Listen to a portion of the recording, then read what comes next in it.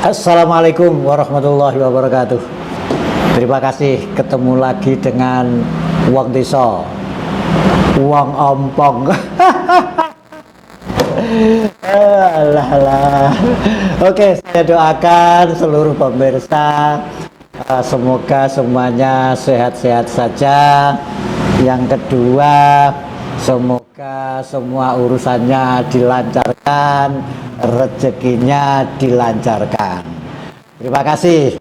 Nah, untuk kali ini saya ingin membahas terkait dengan situasi menjelang debat terbuka pertama calon bupati dan wakil bupati Kediri yang akan dilakukan oleh KPU Kabupaten Kediri nanti malam tanggal 24 Oktober 2024. Nah, ini kenapa demikian? Menurut saya sangat penting karena sejak beberapa hari belakangan tampaknya situasinya semakin memanas.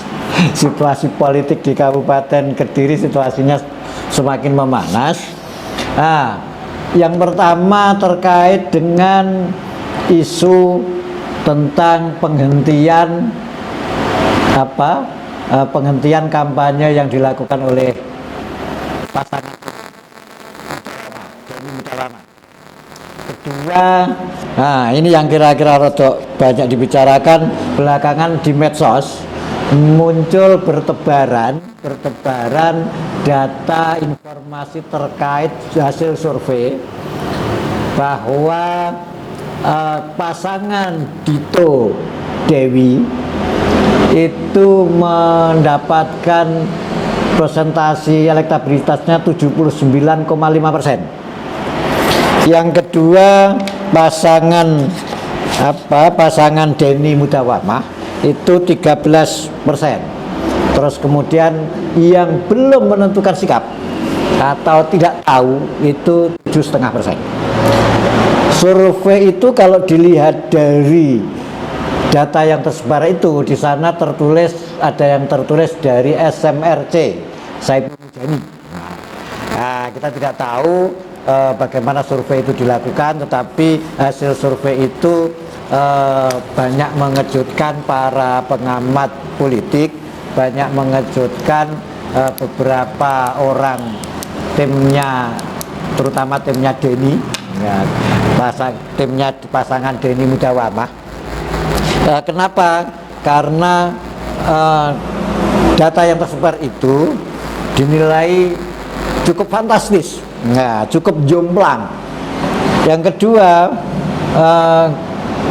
tim Deni sendiri menilai itu rasanya sulit untuk diterima. Artinya terlalu berlebihan. Mungkin kira-kira arahnya kayak begitulah. Memang kalau tapi yang pertama kita akan bahas dulu tentang program. Nah, saya berharap debat publik yang pertama yang digelar KPU ini itu nanti akan lebih fokus kepada debat program.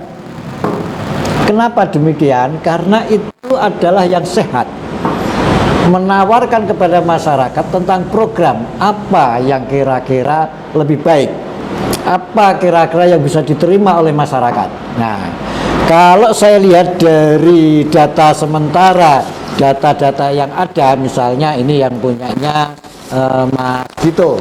Nah, ini ya, 17 program prioritasnya Mas Dito dan Dewi. Terus ada 9 program prioritasnya Pak Deni dan Mudawamah. Kalau kita cermati dari dua pasangan ini, program prioritas dua pasangan ini, sebenarnya secara umum tidak banyak terjadi perbedaan khusus. Misalnya terkait dengan bagaimana layanan kesehatan gratis, yang kedua terkait dengan pendidikan gratis, yang ketiga peningkatan layanan masyarakat. Secara umum itulah. Tetapi ada beberapa hal yang menurut saya agak menonjol, misalnya agak berbeda. Di Deni misalnya, di program pasangan Deni dan Mudawamah, tampaknya akan menonjolkan program tentang dana ke dusun-dusun. Dana ke dusun antara 300 juta sampai 500 juta ke masing-masing dusun. Nah, itu tampaknya akan menjadi program yang ditonjolkan. Itu terlihat dari setidaknya dari tulisan ini yang lebih ditonjolkan, dan itu ditempatkan di nomor pertama. Yang kedua, kalau dilihat dari Mas Dito, mungkin secara umum lebih detail. Nah, misalnya kaitannya dengan program beasiswa.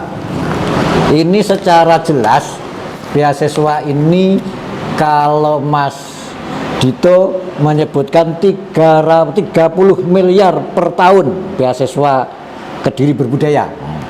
Yang kedua mungkin terkait dengan 30.000 lapangan pekerjaan baru. Nah, itu juga mungkin perlu dijelaskan kira-kira kayak apa, caranya bagaimana, investasinya bagaimana dan sebagainya. Itu sangat penting. Kenapa? Biar dalam debat nanti itu lebih kepada pembelajaran masyarakat, pembelajaran publik terkait dengan program pemimpin. Nah, itu ya kira-kira. Tetapi memang hal-hal kayak begitu ini nantilah yang akan bisa kita dengarkan. Saya pikir kalau misalnya kubunya Mas Deni misalnya, kubunya Mas Deni nanti bisa bertanya kira-kira, loh selama ini yang dilakukan apa saja? Yang dilakukan apa saja? Terus kemudian kayak begini nyatanya prakteknya kayak apa? Itu mungkin perlu ditanyakan atau lebih didetailkan lagi beberapa programnya Mas Dito. Kedua, sementara dari kubu Mas Dito, saya pikir mungkin juga kalau selama ini, seperti yang selama ini terjadi di lapangan misalnya, loh apa mungkin pembantuan 300 juta sampai 500 juta itu diberikan kepada dusun, dikelola oleh dusun. Nah, itu saya pikir bisa diungkap lebih jauh lah kira-kira dari perbandingan itu. Sementara gambaran-gambaran umumnya kayak itu sangat penting. Nah, kenapa secara umum ini nanti yang bisa dipegangi oleh masyarakat, bagian dari janji-janji kepada masyarakat yang bisa dipegangi. Nah, kalau tidak bisa menjelaskan lebih detail, jangan-jangan au-au. Memang mungkin kaitannya dengan program-program yang turun ke desa, turun ke dusun, ini sedang dalam tren. Nah, baik misalnya hal seperti itu sebenarnya juga terjadi di kota. Di kota Kediri itu kan juga selama ini Mas Abu itu kan ada program Rodamas. Nah, lah ini kalau yang di kota yang Vinanda dan Gus Kowim itu ada program 5 miliar per kelurahan. Nah, kalau secara nilai itu kan lebih tingginya miliknya Vinanda dibanding program Rodamas yang di tingkat kelurahan rata-rata. Itu kalau dilihat secara umum memang program-program yang diperuntukkan untuk masyarakat ke bawah yang ditangani langsung oleh masyarakat itu akan menjadi bagian dari prioritas program para pemimpin, calon pemimpin. Kalau dilihat dari sebagian kemarin saya sempat melihat di banner begitu, kalau Mas Dito kan juga sempat menjanjikan peningkatan honorarium untuk para perangkat desa. Nah, itu juga apa, kalau ini lebih kepada pejabatnya. Artinya apakah nanti lebih rasional ke pejabatnya atau program yang rasional lebih ke masyarakatnya. Nah, sama dengan yang di kota. Kalau misalnya soal Prodamas yang dulu itu dikelola langsung oleh RT, sekarang dikelola oleh Pokmas. RT sendiri ternyata ya hanya mengelola sekitar kadang-kadang dari 100 juta itu hanya sekitar 17 juta. Ada yang bilang sekitar 30 juta. Nah, itu nyatanya yang lainnya yang kelola siapa ya nggak tahu. ada itu deviasi kayak itu sangat penting untuk disampaikan pada saat debat terbuka. Yang kedua kaitannya dengan yang ini lagi rame ini ya, banyak WA yang masuk ke tempat saya, kaitannya dengan ini kaitannya dengan hasil survei Saiful Mujani SMRC, nah, bahwa Dito itu mendapatkan secara presentatif elektabilitasnya 79,5, Denny Mudawama hanya 13%, sedangkan yang belum mengetahui itu 7,5%. Gambaran itu dinilai agak saya sendiri juga ragu-ragu ini apakah ini betul. Pertanyaannya bukan sekedar persoalan ragu-ragu, tetapi survei yang dilakukan itu narasumbernya siapa, nah sampelnya siapa, nah, itu jadi pertanyaan background dari sampel itu. Berdasarkan data Pilkada 2020, ketika Dito Dewi, ya ini masih tetap di pasangannya, Dito Dewi itu melawan Bumbung Kosong, itu dia hanya mendapatkan 76,5%,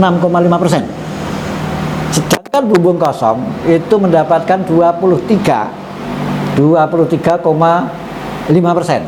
Nah, itu artinya ini ada lawan. Nah, mungkin saya pikir juga agak masuk akal juga lah, makanya agak masuk akal juga kelompoknya Denny kalau itu dilakukan, atau mungkin beberapa pengamat itu juga meragukan hasil survei itu di realitas lapangan ya, karena ini lawannya ada lawannya, bukan melawan Bumbung Kosong. Yang kedua, indikator yang lainnya, ini Dito dinilai memiliki beberapa kelemahan, kekurangan yang terjadi. Yang pertama, kursi PDIP, mungkin sebagai salah satu ukuran, meskipun ini tidak bisa dijadikan sebagai patokan. Secara umum kursi PDIP itu turun di DPRD Kabupaten Kediri saat Dito itu menjabat sebagai Bupati Kediri, yakni dari 15 kursi menjadi 13 kursi. Yang kedua, kalau dilihat dari medsos, nah data medsos itu yang terutama TikTok yang banyak masuk ke bersebentaran, itu banyak sekali kelompok-kelompok Nahdliyin di berbagai kecamatan yang dulunya pendukung Dito pada tahun 2020, Pilkada 2019-2020 itu deklarasi mendukung Denny. Ya, ini yang kedua, wakilnya Denny ini Mudawamah itu ketua Muslimat. Nah, informasi yang masuk ke saya, informasinya ini NU lagi solid-solidnya. Waduh. Selama ini yang namanya NU itu selalu pecah. Enggak ada yang namanya NU kok di siji suaranya itu gitu, tidak ada. Tetapi keyakinan mereka memang tetap pecah. Hanya soliditasnya, presentatif perpecahannya hari ini dinilai cukup kecil. Nah, itu saja gambaran-gambarannya, sehingga nanti kira-kira kayak apa hasilnya, dari apakah sama atau serupa dengan survei yang dilakukan oleh Saiful Mujani, atau akan sangat berbeda dengan hasil surveinya Saiful Mujani. Karena kelompoknya Denny sendiri, beberapa orang yang saya temui itu juga yakin bisa menang, hanya presentatif keyakinan kemenangannya tidak setinggi kelompoknya Dito Dewi. Nah, kelompoknya Dito Dewi itu meyakini bisa menang antara 70 sampai 80%, sedangkan kelompoknya Denny Mudawamah meyakini bisa menang itu paling-paling ya sekitar 55%, maksimal di 60%. Nah, itu nanti apakah mana yang benar, pembuktiannya berada nanti setelah pilihan. Nah, debat publik nanti malam yang digelar oleh KPU mungkin bisa saja akan mengubah situasi, bisa saja akan mempengaruhi, tetapi secara pribadi saya sendiri tidak begitu yakin bahwa debat publik itu mempengaruhi. Tetapi ini sangat penting untuk kelompok menengah ke atas, karena ini adalah janji calon pemimpin yang harus dipegangi. Saya pikir itu sementara. Terima kasih. Assalamualaikum warahmatullahi wabarakatuh.